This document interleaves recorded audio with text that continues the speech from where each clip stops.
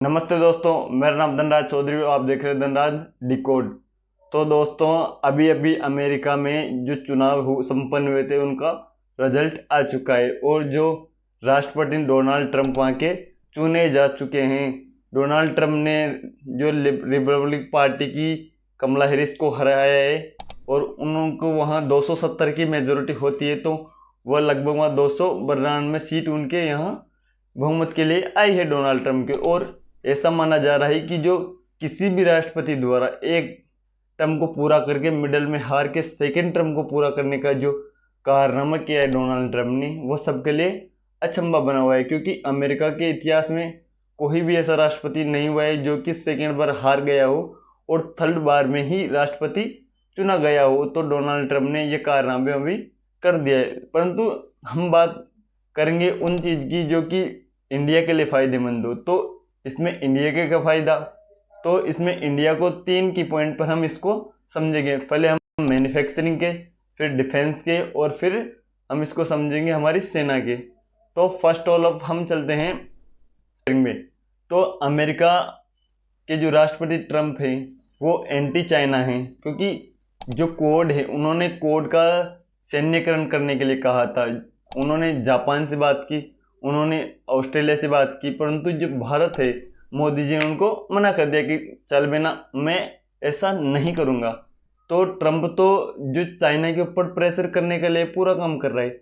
और जब ट्रंप सरकार पावर में आती है तो वो अमेरिकन कंपनियों को ये ज़रूर से बोलेगी कि आप चाइना से डेस्कलाइज हो, आप चाइना से बाहर निकलो। अब जब चाइना से पूरी मैन्युफैक्चरिंग बाहर निकलेगी, मैं ऐसा तो नहीं कह रहा कि ये अचानक जब ट्रंप बोलेंगे कि अब बाहर निकलो पूरी की पूरी कंपनियां बाहर निकल जाएगी, नहीं। ये कंपनियां धीरे धीरे धीरे इंडिया की तरफ मूव करेगी और ये कंपनियां धीरे धीरे इंडिया में आएगी, जिससे कि इंडियन इकोनॉमी को और जो इंडियन मैन्युफैक्चरिंग है उसको एक बूस्ट मिलेगा।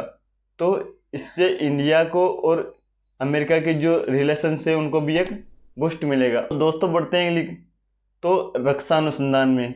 जैसा कि आपको पता है कि जो अभी इंडिया वेस्टर्न कंट्री से हथियार न खरीद कर रशिया से अपने इक्विपमेंट खरीदता है, परंतु वेस्टर्न कंट्री ये दबाव बनाएगी इंडिया के ऊपर कि आप हमारे इक्विपमेंट खरीदो, क्योंकि यह बात हमें माननी पड़ेगी कि जो वेस्टर्न कंट्री के हथियार है वो रशिया के हथियारों से कई गुना बेहतर हैं और यह हमें मानना पड़ेगा। परंतु मजबूरी में हमें या फिर एक टाइज के द्वारा हमें रशिया से अपने हथियार खरीद रहे थे, कंटिन्यू खरीद रहे थे। और मोदी जी ने बोला भी कि रशिया हमारे दोस्त हैं, हम रशिया से हथियार खरीदना बंद नहीं करेंगे, चाहे हम अमेरिका से हथियार खरीदना शुरू कर दें, परंतु हम रूस से हथियार खरीदना बंद नहीं करेंगे। तो हो सकता है कि डिफेंस के मामले में कुछ ऐसी डील्स हो जो इंडिया के फेवर में हो, क्योंकि जो टॉप ऑफ स्टेट पे बैठते हैं वहाँ पर लोग वो अपना फ़ायदा कम और अपने देश का फ़ायदा या फिर अपनी जो जनता है उसका फ़ायदा देखते हैं। तो मैं तो ये नहीं कहूँगा कि ट्रंप वहाँ पर